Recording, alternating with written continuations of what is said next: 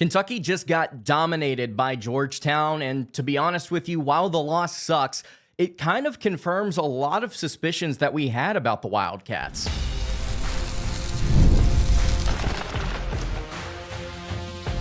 You are Locked On Kentucky, your daily podcast on the Kentucky Wildcats, part of the Locked On Podcast Network, your team every day. All right, what's going on, Big Blue Nation? Welcome on into Locked On Kentucky, your daily Kentucky Wildcats podcast. I'm your host, Lance Dawe, and on today's episode of Locked On Kentucky, bit of a shocking loss here. 84-70 is the final score in Kentucky's second exhibition game, this one against the Georgetown Hoyas. Wildcats looked awful in every single phase of the game. Is there any real reason to panic? We'll discuss all of that. We'll get your thoughts on this live edition of Locked On Kentucky. Today's episode is brought to you by FanDuel. Right now, new customers can bet just $5, and if your bet wins, you'll get $300 in bonus bets to use across the app. Download the app today. Thank you guys so much for tuning in. If you are watching the show live, I greatly appreciate it. Make sure to subscribe if you have not already, and if you are listening to this on podcast, would love it if you subscribed there as well. Again, 84-70 was the final score in this one, and I want to start off this episode, this live stream again. Please just share all of your thoughts in the comments. We'll try and get to as many of them as we can here, but it's credit to Georgetown, I think, first and foremost. Credit to Georgetown for coming into this game and playing very well. Malik Mack is a very good guard. KJ Lewis, transfer from Arizona, is a very good guard. Those two players are legitimate studs, and they will be very good for the Hoyas this year under Ed Cooley, who I think has an underrated squad in the Big East. That's a good team that Kentucky just played and got whipped by. I want to give them credit first. The reality of this game is that Kentucky was down 3 starters. That's not an excuse for the performance that they had. In fact, I am still very disappointed with the way that they played. But to understand where Kentucky is at right now offensively, you have to look at the personnel that they have on the floor. You have to look at the personnel that they recruited this offseason. Jalen Lowe is the only true point guard on this team, and that was confirmed tonight. That's the first major takeaway outside of giving credit to Georgetown. Kentucky does not have a true lead guard outside of J-Lo. That is a problem potentially in the future if Jalen Lowe cannot stay healthy, but we cannot predict injury. Without him tonight, and without your second option in Denzel Aberdeen, you are asking Colin Chandler and Jasper Johnson to go out there and perform, to run the offense. Neither of them could do it. Colin Chandler, I think, worse than Jasper at points. Chandler finished the game 2 of 9 shooting, 1 of 6 from deep. He had 3 assists to 5 turnovers. Defensively, he was awful, trying to stay in front of players like Mack and Lewis. Jasper, I think, struggled defensively as well. He finished this game shooting 3 of 10 from the floor, 1 assist to 2 turnovers. Both of those players could not run the offense effectively against a lengthy and physical Georgetown team. The reality is, without all of the pieces in place, Kentucky cannot reach their ceiling. And to be honest with you, this performance, despite confirming some of the things we already knew about Kentucky in the backcourt and their personnel and how this offense can work, it is kind of surprising still, given the result that we had just last week against Purdue. Did Denzel Aberdeen mean that much to this team as far as ball handling, as far as veteran leadership? I don't know if it's to this extent a 14-point loss, but it seems to be important. It also seems to be important that, again, not having Jalen Lowe is a huge problem here. So credit to Georgetown. They played very well. They were hitting everything that they were throwing up in the paint and in the mid-range. Really impressed with how Mack and KJ Lewis were patient, were decisive. They were making tough shots. They were making open looks. Those two are really, really good. Kentucky did not have the personnel out there tonight on paper to blow this Georgetown team out of the water. And I think a lot of self-inflicted mistakes kind of emphasized this 14-point loss. So the guards were not good tonight. They were bad. First and foremost, Kentucky does not have a lead guard right now. They will against Nichols. We'll be previewing that game on Monday, obviously. They'll have that, but as of tonight, they did not have an answer there. Second thing here that kind of made this a bigger game, a loss, I should say, than what it was going to potentially be, was the fact that Kentucky could not knock down anything from beyond the arc. And I think, again, that stems from the fact that you did not have a playmaker, a solid ball-handling playmaker out there on the floor tonight. The spacing was awkward. The pace was terrible. The broadcast mentioned that probably a million times. You did not have somebody that could space this thing out, drive and kick, create for others. And so a lot of the shots that Kentucky took from three were rushed, even the ones that were open. And I don't want to knock on him too hard, because we saw Kobe Brea shoot the ball poorly before the season got going last year, and then he was a flamethrower the whole year. But Cam Williams comes in from Tulane, 41% three-point shooter. And he has been, to this point, almost unplayable given what he's putting out on the court. 0 of 5 from 3 in this game, 0 of 5 from the floor. Had a couple of fouls, no assists, no turnovers, 2 boards in 24 minutes of play.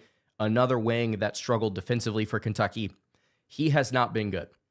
That does not mean he will stay that way, again, as Kobe had his struggles before the year started.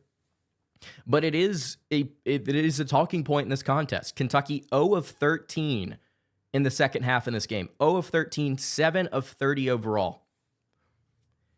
If you make 35% of those in the second half, I mean, this is a significantly more competitive game, if not one you win outright. But again, exhibition game, win-loss doesn't matter as much. I'll go ahead and tell you, though, the performance in this game does absolutely matter, as it did in the Purdue one. This is it's a surprise, I think, to see it be this bad, but at the same time, this kind of confirms what we already knew, right?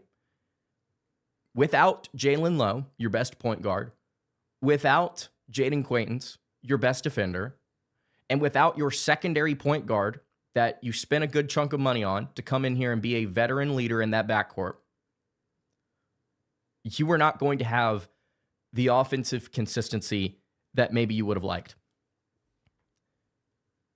And I guess you have to go into that Nichols game and expect, with Jalen on the floor, for things to look a lot differently, for the pieces to sort of fall into place here. This is not good. I wouldn't say that this is acceptable. But what I will say to you is that it's not the end of the world. Absolutely not. Because of the players that Kentucky didn't have on the floor. And I think all of their problems tonight are fixable. Absolutely, they're fixable. So this was bad. We'll continue to harp on it. We'll get your thoughts tonight as far as how this game went. But I'll just go ahead and tell you, this is not acceptable. Things will be changed. Players will get added back into this rotation that have not been out there yet. This is not the end of the world. We have also already seen this team throttle the preseason #1 team in the nation. It's not like we're looking at a floor that just goes and goes and goes and goes. They shot 0 of 13 in the second half. You're not going to win a lot of basketball games doing that, and I don't think they're going to play as bad as they did consistently this year. Like, it's really, really hard to envision that, especially if you're healthy. So we'll continue to break this down here in just a second. Before we do that, though, tell you guys about our friends over at FanDuel. The NBA is back. College basketball is back. There's no better place to get in on the action than with FanDuel, the official sports betting partner of the NBA. Even if you missed the start of the game or you want to ride the hot hand, FanDuel has live bets on everything from who will score next to fourth quarter comebacks. Plus, you can even combine your live bets into a same-game parlay for a bigger shot at a bigger payout. It keeps every game exciting, especially when your team's making that late push. And right now, FanDuel is giving new customers $300 in bonus bets when your first $5 bet wins. So head to FanDuel.com to sign up today and play your game with FanDuel, the official sports betting partner of the NBA. All right, continuing along here on today's episode of Locked On Kentucky. Really appreciate you guys in here. About 170 in the chat. If you have not subscribed, would love it if you did so. Breaking down a little bit of a surprising result, 84-70 the final score here for the Wildcats. Cats can't get anything going with their backcourt. Offensive struggles stem from that. More turnovers than assists in this game after playing very solidly against Purdue. You also could not hit a free throw in this game, at least in the first half. You ended up shooting 23 of 35, 65.7%. That would have certainly helped. Going 0 for 13 does not help. Again, there are a lot of ways that Kentucky could have clawed back into this game, won the game, etc. I'm less concerned about whether or not they would have found a way to win this at the end, because you still would have been left with the bad taste in your mouth of, okay, Kentucky is still struggling to guard one-on-one drives to the basket.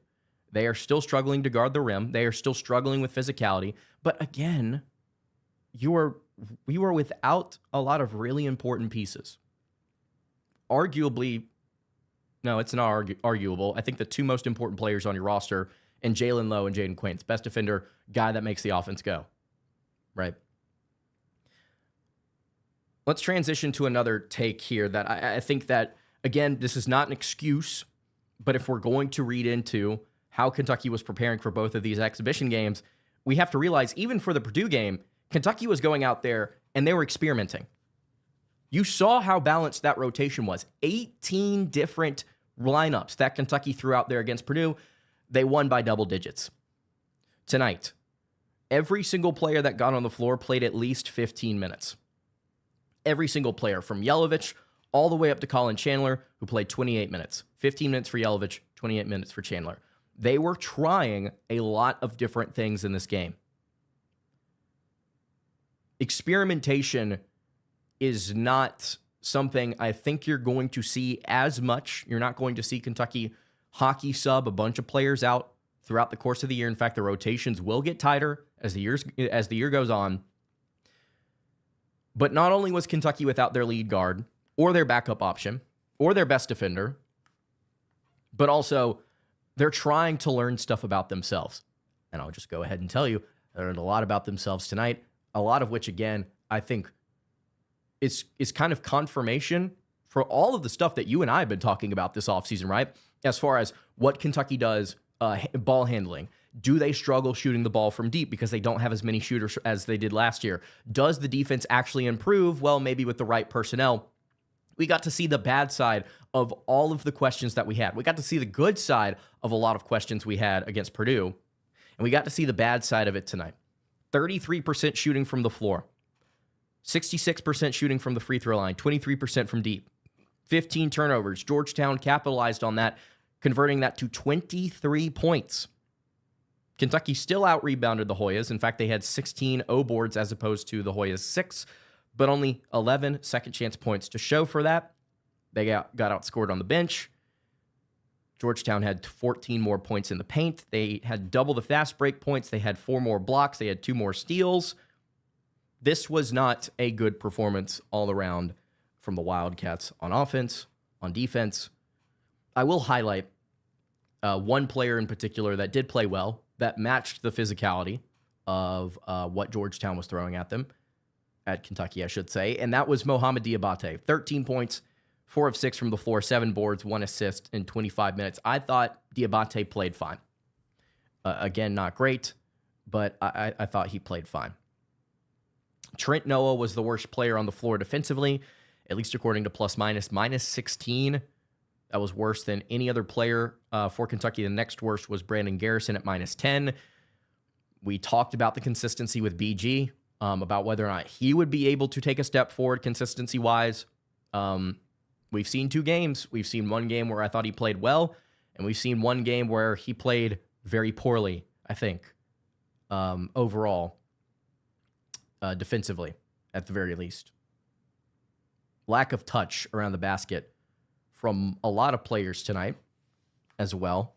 I think you could ask Otega Owe about some of the decision-making he had in terms of shot selection, 4 of 12 shooting. Jasper had some open shots that he just didn't hit. There were a lot of shots that Kentucky had open that they either rushed or just didn't hit. Sometimes it happens. Sometimes the ball doesn't go in the hole. Sometimes you're going to have good nights. Sometimes you're going to have bad ones. It's just how the cookie crumbles sometimes. The shot selection, I think it has to be better, but at the same time, how much can you expect without your top two options at point guard against a good Power 6 team? Power 5 team, I guess, at this point, ripped to the Pac-12.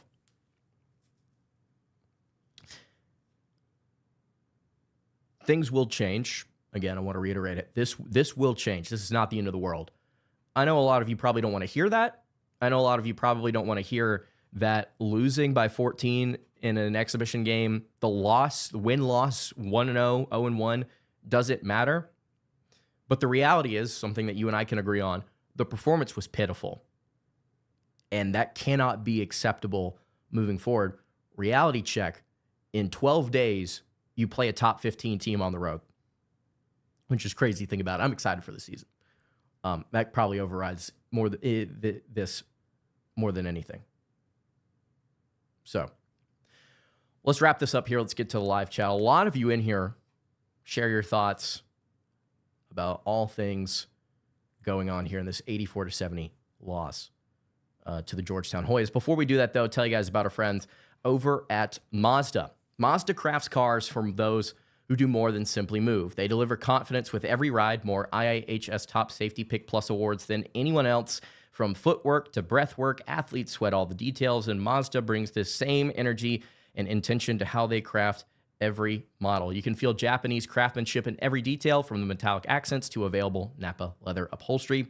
Like our players, we sweat every detail, because when you make every move count, impossible becomes irrelevant. Mazda, move and be moved. All right, wrapping up today's episode. Really appreciate you guys tuning in. There are almost 250 of you in here to talk about this 84-70 loss to the Georgetown Hoyas.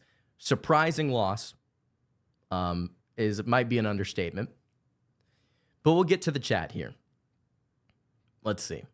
Great Kentuckian, longtime listener, says 2 of the players for Georgetown scored 41 points out of their 84. That doesn't always happen. However, you have to prevent the hot shooter from getting going. Absolutely. Again, very difficult to make excuses in this one. Don't think that that's necessarily fair. I'm focused more on the fact that Kentucky played poorly, but also Georgetown, Malik Mack, 22 points, was firing on all cylinders in that first half, had 14 of his 22 in the first half, 6 of 9 in that first half, finished the game 9 of 16. KJ Lewis, though, in the second half really popped off. He had 19 points on 8 of 13 shooting, and in the second half, he was 6 of 9 from the floor. Not so nice. Both of those guys were kind of driving to the basket, kind of getting what they wanted at times, making some really tough shots. They also hit some tough mid-ranges around the free throw line. Part of it is that they just hit shots and Kentucky didn't. That's a really dumbed-down way to put it. They scored more points and Kentucky didn't. No duh. Let's wrap up the show. Let's all go home. No, I'm kidding. But, yeah, you have to stop the hot hand, absolutely. Kentucky defensively didn't have that tonight. Colin, again, I thought played poorly on the defensive end. I thought Trent Noah was really bad on that side of the floor. You saw Kentucky in the second half, again, talk about experimenting. Georgetown, they slowed the pace down of this game, but at the same time, it felt like Kentucky was feeding into that. Again, with their rotations, with the way that they were playing on offense, it was slow, it was lethargic, and it was unlike anything that I saw out of Kentucky last year, where they were okay with, even when they had opportunities to get out and run in transition, they weren't doing so. They were trying to run stuff in the half court, and they struggled. Kentucky learning another thing about themselves that we kind of already knew. Hey, this is a better transition offense than it is in the half court, especially without your 2 best ball handlers. No duh. You can't not try that in an exhibition game to see if you have it. And work on that and trying to improve that. I like that from Pope. But it did feel like at various points in this game that Kentucky just kind of laid down and they're like, okay, we're going to try and see if we can make this work, this style of play work. And it clearly didn't. You're not going to go 0-13 from 3 and a half this season, more than likely. It's a great probability that you won't do that again. So let's see here. Where was the energy from Ben Stone? Yeah, another great point. Again, just kind of slow, lethargic, just kind of letting things play out in the second half. Didn't really like it.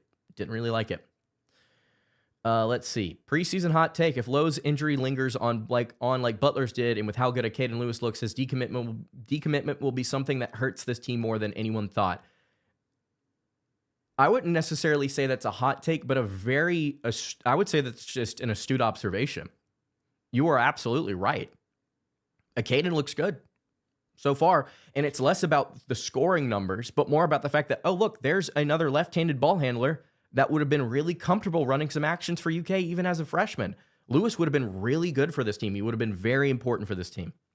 If this injury does linger on, yeah, Kentucky's got a huge problem because they had two options. They had recruited two options to possibly play point guard for them in Lowe and Lewis. One of them leaves. So you have to kind of readjust things. And here you are now. If your offensive engine's not out there, yeah, you are absolutely going to struggle, and the loss of Lewis will 1,000% hurt you. What did I say?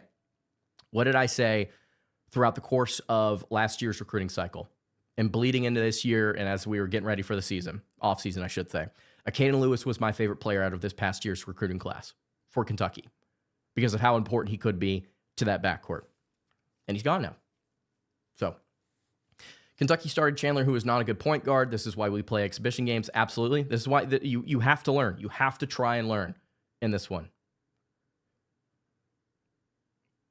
Let's see. Kentucky's not a Final Four this year.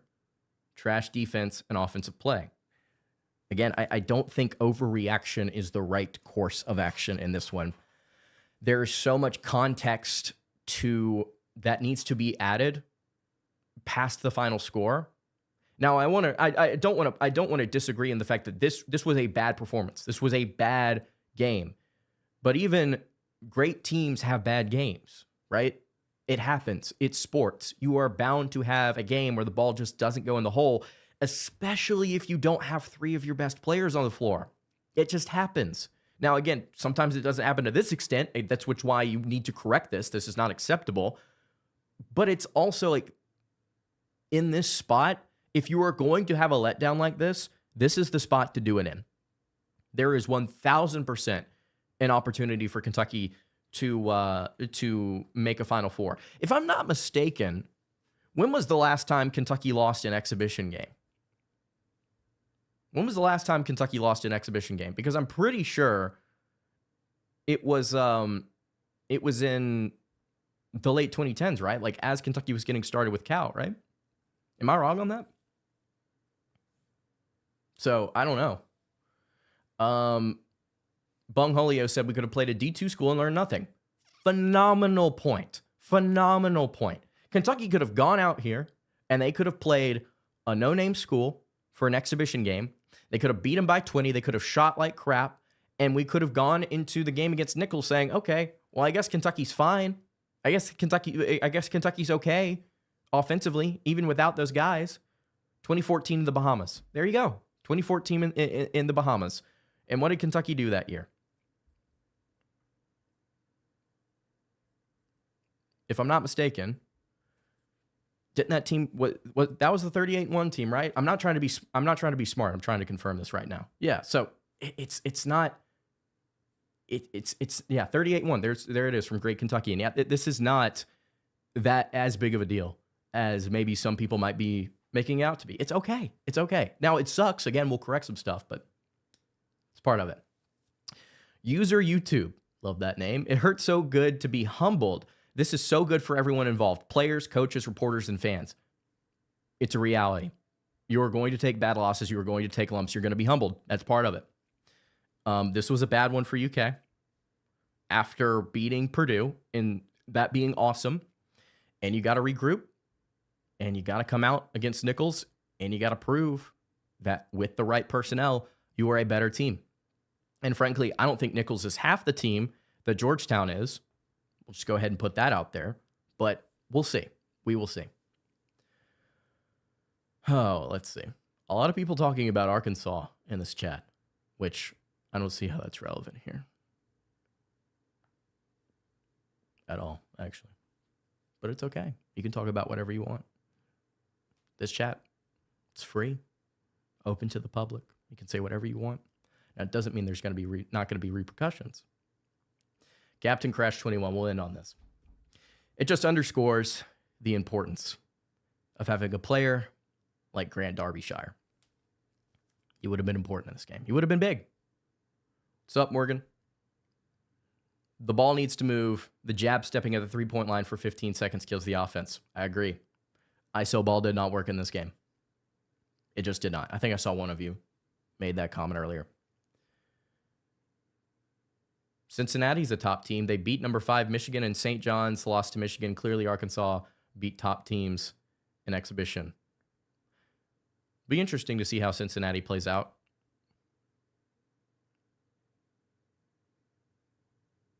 Y'all are all good. It's fine. Hey, look, there's going to be a lot of trolls.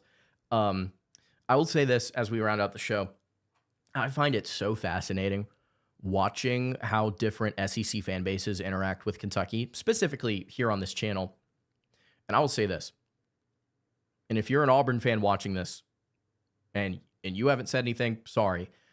Hands down, the meanest fan base on YouTube, on Twitter, on anything are fans of the Auburn Tigers. They are the worst.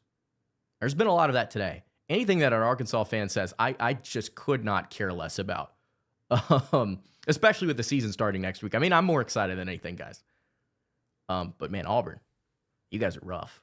See you in Jordan-Hare later this weekend. That's going to do it for today's episode of Locked On Kentucky. Really appreciate you guys tuning in. If you have not subscribed to the YouTube channel or the podcast feed, would greatly appreciate it if you did so. You can follow the show on Twitter at Locked On UK. You can follow me on Twitter at Lance_, and follow the show over on Instagram. That is that Kentucky Podcast.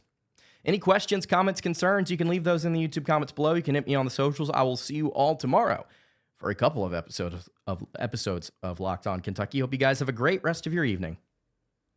And God bless.